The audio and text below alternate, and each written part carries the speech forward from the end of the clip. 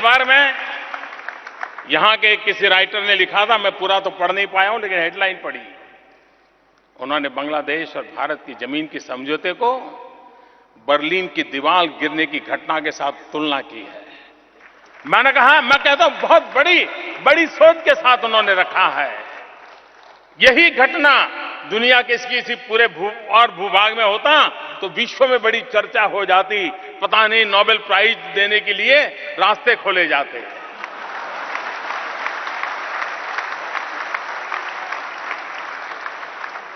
हमें कोई नहीं पूछेगा, क्योंकि हम गरीब देश के लोग हैं। लेकिन गरीब होने के बाद भी अगर हम मिलके चलेंगे, साथ साथ चलेंगे, अपने सपनों को संजोने के लिए कोशिश करते रहेंगे, दुनिया हमें स्वीकार करे या न करे, दुनिया को इस बात को मानना पड़ेगा कि यही लोग हैं जो अपने बलबूते पर दुनिया में अपना रास्ता खोजते हैं, रास्ता बनाते हैं, रास्ते पर चल पड़ते हैं।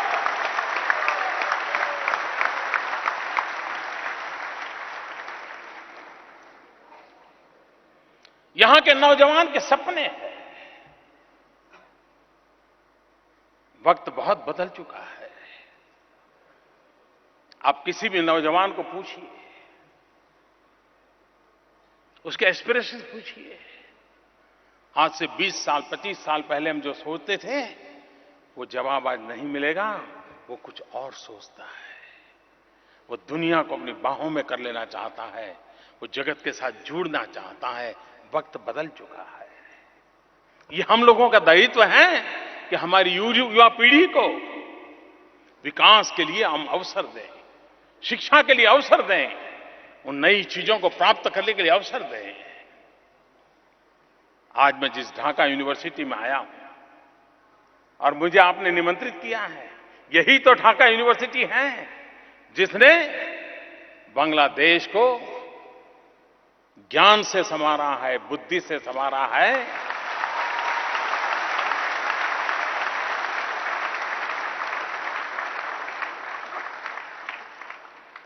व्यक्ति व्यक्ति में ज्ञान दीप जलाने का काम इस यूनिवर्सिटी ने किया है। बीते हुए कल तो हम इससे जुड़े थे। हमारे यहां भी जो लोग हैं वो यहीं से शिक्षा दीक्षा लेकर आए थे। हर एक का नाम हम गर्व से कह सकते हैं।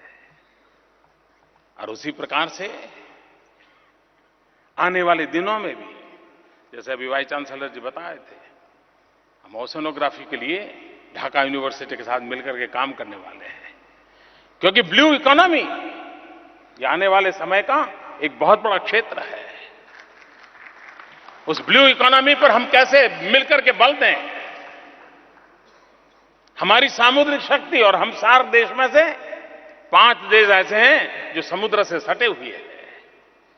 अगर हम समंदर से सटे हुए देश हैं, हम ब्लू इकोनॉमी को एक सामूहिक ताकत बनकर के काम करें, हम दुनिया को बहुत कुछ दे सकते हैं और हमारी आने वाली पीढ़ी को विकास के लिए नए अवसर दे सकते हैं। और हम उस दिशा में प्रयास करना चाहते हैं। हम पिछले दिनों नेपाल में मिले थे, सार्क समिट था। उस समय एक विषय पर मैंने बहुत बल दिया था। हम एक प्रस्ताव पारित करना चाहते थे और प्रस्ताव था कनेक्टिविटी का। हम सार्क देश एक दूसरे से हमारी कनेक्टिविटी हो, ओपननेस हो, आना जाना सरल हो, उस पर कोई फैसले करना चाहते थे। खैर, हर कोई तो बांग्लादेश होता नहीं है।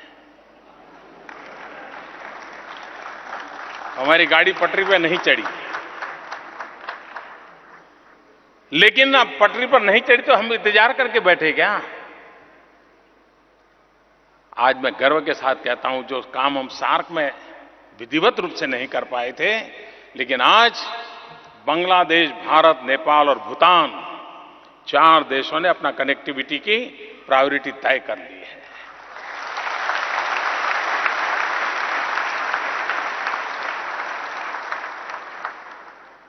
और ये हम मान के चले।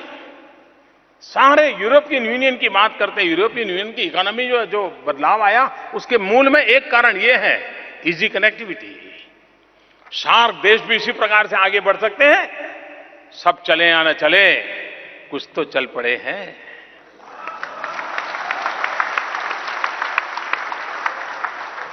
और इसलिए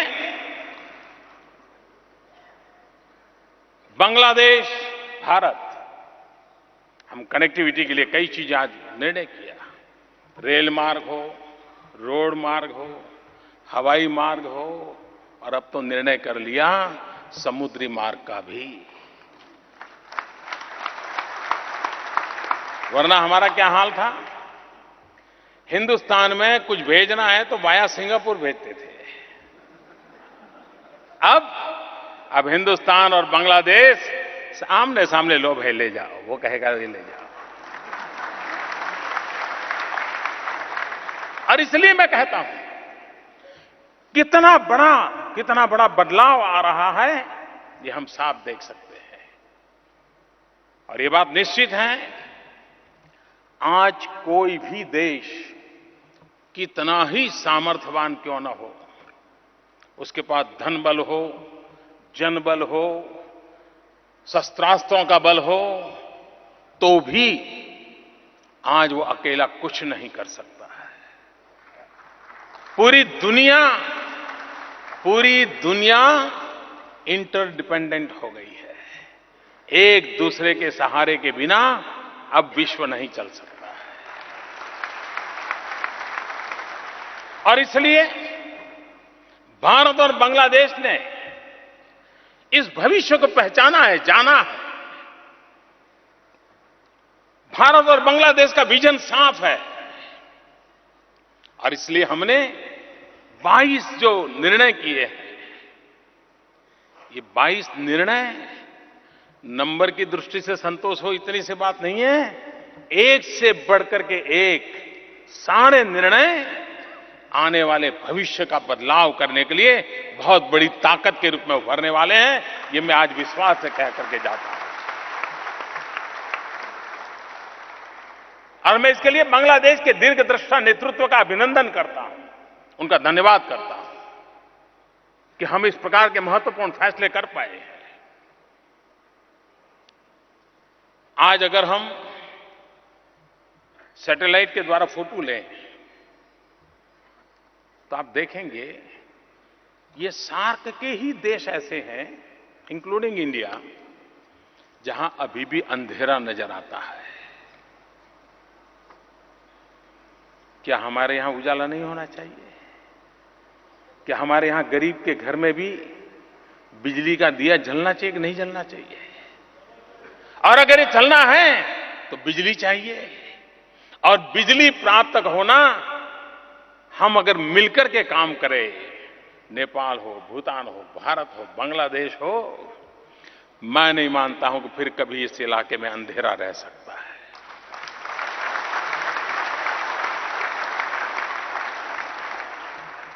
और साथ साथ जब मैं कहता हूं, जब हमने त्रिपुरा में पलटन में बिजली का कारखाना लगाया, अब वो बिजली कारखाने के बड़े बड़े यंत्र ले जाने थे, बांग्लादेश की मदद नहीं मिलती तो हम वहां नहीं ले जा सकते थे।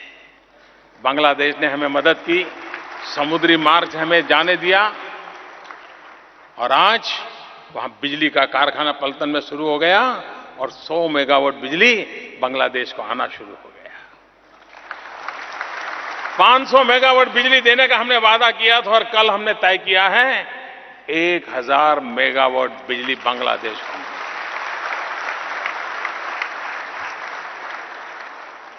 हम दोनों देश एक प्रकार से भाग्यशाली हैं और हम पर तपते सूरज की बड़ी कृपा है। अब तक तो वो परेशानी का कारण था, लेकिन वही सूरज अब शक्ति का कारण बन गया है। सोलार एनर्जी हमारी बहुत बड़ी बदौलत हो सकती है। भारत और बांग्लादेश दोनों सोलार एनर्जी के क्षेत्र में बहुत ही एग्रेसिवली आगे बढ़ना चाहते हैं। और दुनिया जो क्लाइमेट चेंज के लिए चर्चा करती रहती है, हम धरती पर उसका जवाब ढूंढते हैं और जवाब पाकर के रहेंगे। हम उस दिशा में आगे बढ़ना चाहते हैं। मेरा कहने का तात्पर्य यह है कि हम यहां की जो युवा शक्ति है, यहां का जो टैलेंट है, भारत के पास जो शक्ति है, भारत के पास जो टैलेंट है, इसे जोड़ करके आगे बढ़ना चाहते हैं। कल प्रधानमंत्री जी कह रही थी कि हम स्पेस में अब जाना चाहते हैं, हम बंगबंधु 1 सैटेलाइट की ओर जाना चाहते हैं। तो मैंने उनसे ऐसे ही मजाक में कहा कि बंगबंधु हमारे बिना कैसे हो सकते हैं। बंगबंधु के साथ भारत बंधु भी तो बंधु ही रहेगा। और मैंने कहा हम आपके स्पेस प्रोग्राम पे जुड़ना चाहते हैं, क्योंकि भारत ने स्पेस की दुनिया में अपनी एक ताकत परिचय करवा दिया है दुनिया को। हमारी वो शक्ति है, वो बांग्लादेश के काम आनी चाहिए। मैंने कल सामने से ऑफर किया है।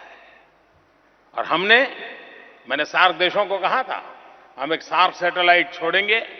2016 तक हम सफलतापूर्वक उस काम को पूरा करना चाहते हैं।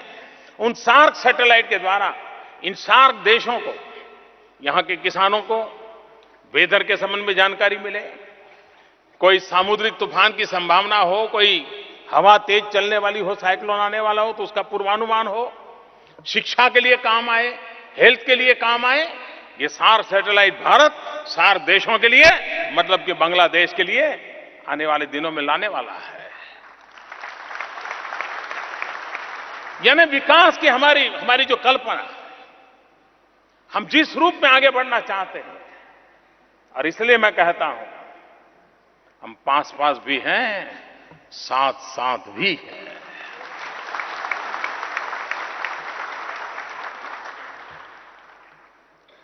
बांग्लादेश ने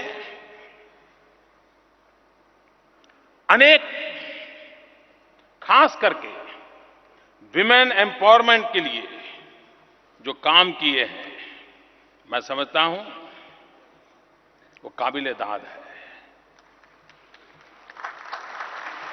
यहां के पुरुषों को कभी ईर्ष्या आती होगी कि प्रधानमंत्री महिला, स्पीकर महिला, लीडर ऑफ द ऑपोजिशन महिला, ऑपोजिशन पॉलिटिकल पार्टी की लीडर महिला, और यहां भी प्रो वाइस चांसलर महिला।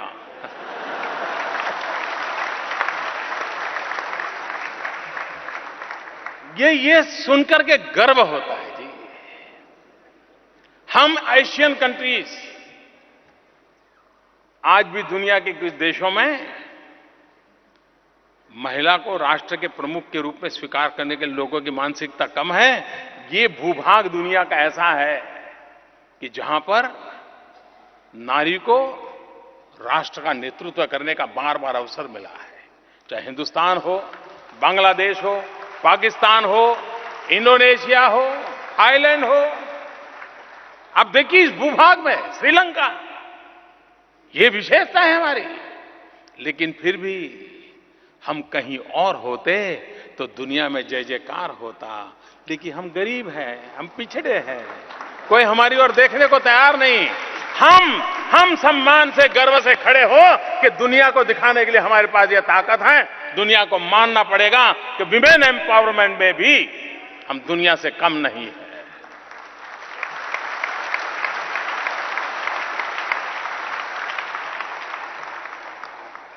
मैं 2 दिन से यहां इधर उधर जा रहा हूं तो मैं एक बिलबोर्ड देख रहा था, और एक बिटिया, उसकी बड़ी तस्वीर लगी है और लिखा है, I am made in Bangladesh.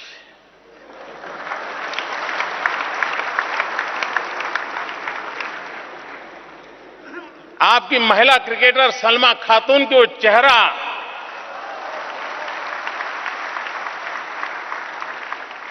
ये विमेन एम्पावरमेंट है, ये यूथ की ताकत का परिचय करवाता है। और ये जब सुनते हैं तो कितना गर्व होता है। हमारे यहां अभी क्रिकेट का दौर समाप्त हुआ और जब बांग्लादेश का नौजवान अल हसन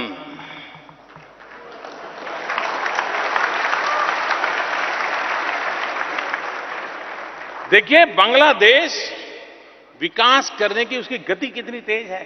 क्रिकेट की दुनिया में बांग्लादेश की एंट्री देर से हुई, लेकिन आज हिंदुस्तान समेत सभी क्रिकेट टीमों को बांग्लादेश की क्रिकेट टीम को कम आंकने की हिम्मत नहीं है।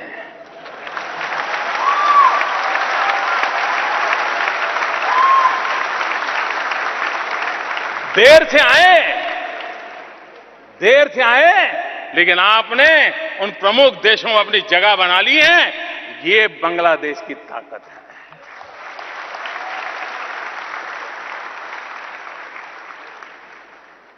कुछ वर्ष पहले मैंने जब निशात मुजुमदार और वाजपेयी, भूल तो नहीं गए ना आप लोग? गरीब परिवार की दो बेटियां गरीब परिवार से आई और एवरेस्ट जाकर के आ गई।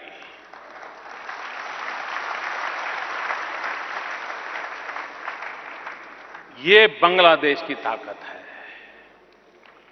और मुझे गर्व है कि मैं उस बांग्लादेश के साथ साथ चलने के लिए आया हूं।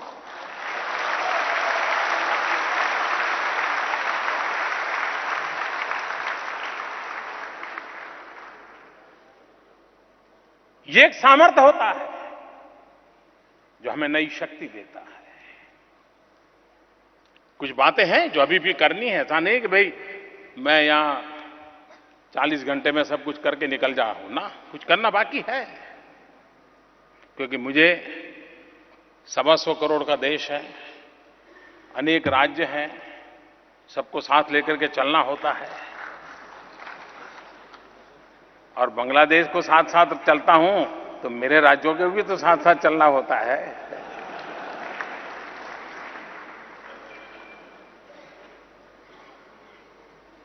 और जब भी बांग्लादेश आया तो स्वाभाविक है, तीस्ता के पानी की चर्चा होना बड़ा स्वाभाविक है। गंगा और ब्रह्मपुत्र के पानी के संबंध में हम साथ चले हैं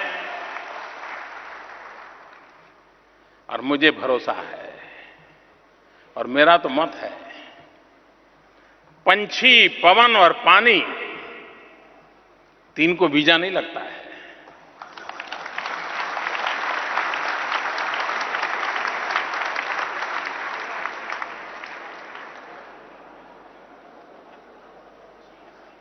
और इसलिए पानी ये राजनीतिक मुद्दा नहीं हो सकता है। पानी ये मानवता के आधार पर होता है, मानवीय मूल्यों के आधार पर होता है और उसको मानवीय मूल्यों के आधार पर समस्या का समाधान करने का प्रयास हम मिलकर के करेंगे, मुझे विश्वास है, और रास्ते निकलेंगे, मैं विश्वास दिलाता हूं। कोशिश जारी रहनी चाहिए, विश्वास टूटना नहीं चाहिए, विश्वास डिगना नहीं चाहिए, परिणाम मिलकर के रहता है।